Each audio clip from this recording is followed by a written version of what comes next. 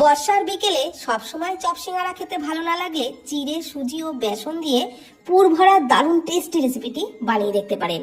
এটা সস দিয়ে খেতেও ভালো লাগে কিংবা চায়ের সাথেও খেতে পারেন, খেতে দারুণ লাগে। তো এই রেসিপির জন্য একটা মিক্সার জারেতে নিয়ে নিচ্ছি 1 কাপ চিড়ে। আর চিড়েটাকে আমি কিন্তু ভালো করে ঝেড়ে বেছে পরিষ্কার করে নিয়েছি। তারপর ওর মধ্যে দিয়ে দিচ্ছি 1/2 কাপ সুজি। তো এবারে চিড়ে আর সুজির একদম মিহি পাউডার তৈরি করে নিলাম। চিড়ে সুজির পাউডারটাকে একটা পাত্রের মধ্যে ঢেলে নিলাম। তারপর ওর মধ্যে দিয়ে দিচ্ছি 1/2 কাপ বেসন, আর দিয়ে দিচ্ছি 1/2 চামচ মতো জোয়ান, 1/2 চামচের একটু কম দিলাম কালো জিরে, আর 1/2 চামচের একটু বেশি দিলাম চিলি ফ্লেক্স। দিয়ে দিলাম পরিমাণ মতো লবণ, 2 চামচ দিয়ে দিচ্ছি সাদা তেল, ময়ানের জন্য 2 চামচ সাদা তেল দিলাম, আর অল্প পরিমাণে একটু ধনেপাতা কুচি দিয়ে দিলাম। সমস্ত কিছু খুব ভালো করে মিশিয়ে নিচ্ছি। সমস্ত উপকরণ ভালো করে মিশিয়ে নেওয়া হয়ে গেলে এর থেকে অল্প পরিমাণে একটা বাটিতে আলাদা করে সরিয়ে রাখছি, এটা পরে কাজে লাগবে।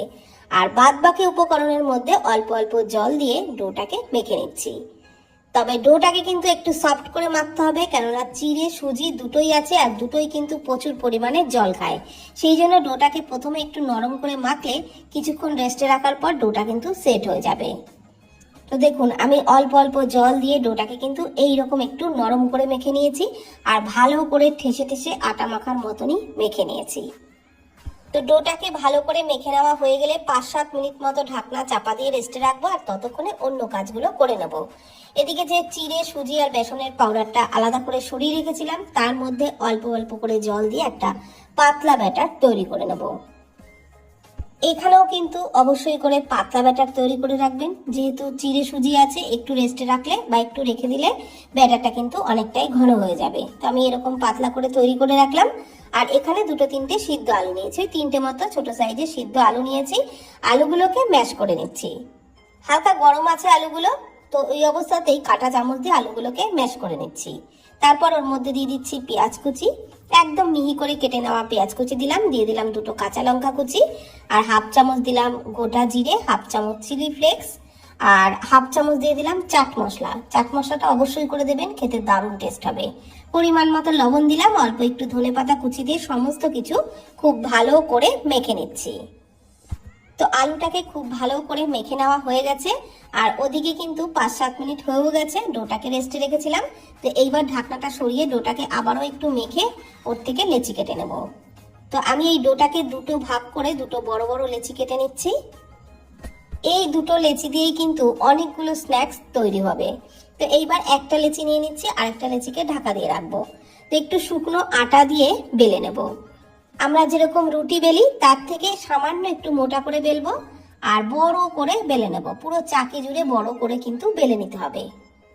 তো আমি এরকম বড় করে একটা রুটি বেলে নিয়েছি।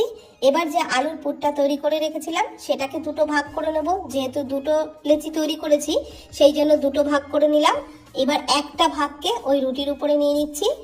তো এইরকম করে চামচ দিয়ে একটু ছড়িয়ে ছড়িয়ে দিচ্ছি, যাতে পুরটা চারিদিকে লাগাতে সুবিধা হয়। তারপর এইভাবে কাঁটা চামচ দিয়ে চারিদিকে ওই আলুর পুরটা লাগিয়ে নিচ্ছি। পুরোটা রুটির উপরে কিন্তু কভার করে দিলাম। তো আপনারা এর উপরে একটু টমেটো সস বা ধনেপাতার চাটনিও দিতে পারেন, তাহলে খেতে আরো বেশি ভালো লাগবে। তবে আজকে আমি চাটনি ছাড়াই তৈরি করছি। তো এইবার পুরোটা রোল করে নিলাম, আর তারপর দুদিকের মুখ দুটো কিন্তু একটু ভালো করে চেপে দিতে হবে বা বন্ধ করতে হবে, যাতে আলুর পুরটা কোনোভাবে বেরিয়ে না যায়। আর এবারে একটুখানি লম্বা করে নিচ্ছি, খুব বেশি লম্বা করব না, একটুখানি হাত দিয়ে লম্বা করে নিলাম। তারপর ছুরি দিয়ে ছোট ছোট পিস করে কেটে নিচ্ছি। একদম সরু করে কিন্তু কাটছি না, মোটামুটি মিডিয়াম করে কেটে নিচ্ছি। একদম সরু করে কাটলে তাহলে টিফিনগুলো বানাতে অসুবিধা হবে, আর খুব মোটা করে কাটলেও কিন্তু টিফিনগুলো ভাজতে অনেকটা সময় লেগে যাবে, ভেতরে কাঁচাও থাকতে পারে। সেই জন্য মিডিয়াম করে কেটে এইভাবে হাত দিয়ে এক একটা টিফিনকে সেট করে নিচ্ছি। তো এইভাবে একটু হাত দিয়ে সুন্দর করে সেট করে নিতে হবে, তাহলে বেশ দেখতেও ভালো লাগবে আর গোল গোল হবে। তো একইভাবে সব স্ন্যাক্স গুলো কিন্তু আমি বানিয়ে নিয়েছি। এইবার এগুলো ভেজে নেব। তার জন্য যে ঘোলটা বানিয়ে রেখেছিলাম সেটা কিন্তু একটু চামচ দিয়ে নাড়াচাড়া করে নিতে হবে, কেননা এটা তলায় জমে থাকে।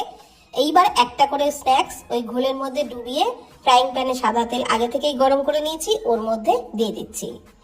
একটা করে ওই ঘোলের মধ্যে ডোবাতে হবে, আর তারপর ওই তেলের মধ্যে দিতে হবে। আর তেলের মধ্যে ছাড়ার পর গ্যাসের ফ্লেম মিডিয়ামে রেখেই ভাজতে হবে। তো উল্টে পাল্টে একটু লালচে করে ভেজে নিতে হবে, যাতে এগুলো খেতে দারুণ টেস্টি হয় আর ভেতর থেকেও ভালো ভাজা হয়। তো আমি এইরকম উল্টে পাল্টে বেশ লালচে করে কিন্তু ভেজে নিয়েছি। আর যেগুলোকে আগে তেলে ছেড়েছিলাম সেগুলো একটু বেশি লালচে হয়ে গেছে, তো ওগুলোকেই আমি আগে তুলে নেব। তো এইরকম লালচে করেই কিন্তু ভাজবেন, তাহলেই এগুলো খেতে দারুণ লাগবে। তো বেশি যেগুলো লালচে হয়ে গেছে সেগুলোকে আগে তুলে নিলাম, আর তারপরের গুলো পরে তুলে নিচ্ছি। এগুলো আপনারা চায়ের সাথেও খেতে পারেন, সস দিয়েও খেতে পারেন, সত্যিই খেতে অসাধারণ লাগে। একই চপ সিঙ্গারা সবসময় না খেয়ে মাঝে মধ্যে এই রেসিপি বানিয়ে দেখবেন, খেতে দারুণ লাগবে। আর আলু যদি আগে থেকে সিদ্ধ করা থাকে তাহলে বানাতেও কিন্তু বেশি সময় লাগে না, ঝট করে হয়েও যায়, খেতেও দারুণ টেস্ট লাগে। তো ভিডিওটি ভালো লাগলে প্লিজ কমেন্টে জানাবেন। ধন্যবাদ।